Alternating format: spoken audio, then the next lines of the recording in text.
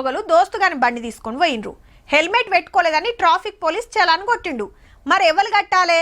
అరే బండి నీది, నువ్వు హెల్మెట్ ఇయ్యలేదని ఈయనే. అరే నడిపింది నువ్వు, ట్రాఫిక్ రూల్ చూసుకోవా, నువ్వే కట్టాలని ఆయన. ఇక ఎట్లుంటది? సేమ్ గీడ సుత గట్లనే నడుస్తుందబ్బా. కాకుంటే ఫైన్లు ఎవరి మీద పడ్డాయి, ఎందుకు పడ్డాయి అన్నదే అసలు పాయింట్. ఏమో అనుకున్నాం, ఆర్టీసీ బస్సులు నడిపేటోళ్ళు సుత ఉత్తమ డ్రైవర్లేనుల్లా.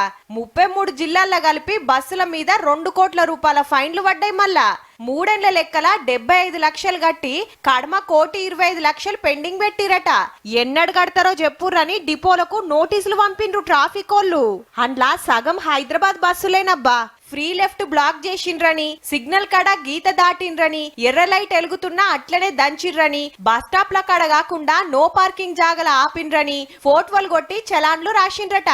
అయితే ఏ డ్రైవర్ నడిపితే ఆ డ్రైవరే కట్టాలని డిపో మేనేజర్లు, లేలే మాకేం సంబంధం అని డ్రైవర్లు, ఎక్కేటోళ్ళు ఏడాపమంటే ఆడ ఆపినమని ఇల్లు. కానీ రూల్స్ తప్పొద్దు కదా అని వాళ్ళు. మీరే కట్టూరంటే మీరే కట్టూరనే కథ నడుస్తుందట. మన కార్లు బైకులంటే ఏడబడితే ఆడ ఆపి పాత చలాన్లు చెక్కింగ్ చేస్తారు, కట్టేదానిక ఓనియరు. లేవు సార్ వెనక షిరు కడతామని బతిమలాడితే ఎంతో కొంతన్న కట్టమని పర్సులకెళ్ళి పైకం తీసినాకనే ఇడిచేది. కానీ ఆర్టీసీ బస్సులను రోడ్ల మీద ఆపుడు ఉండదు కాబట్టి అచ్చిన చలాన్లు అచ్చినట్టే పెండింగ్ పడి కోట్ల రూపాయల ఫైన్ తయారైందన్నట్టు. అమ్మలక్కల 0 టికెట్ల పైకం సర్కారోళ్ళు ఎంబడెంబడ ఇస్తుర్రట కదా సార్లు. ఫస్ట్ గీ ఫైన్లు కట్టురి, లేకుంటే ఆర్టీసీ కూడా గింత అధ్వానమా అని మాట వచ్చేటట్టుంది మళ్ళా.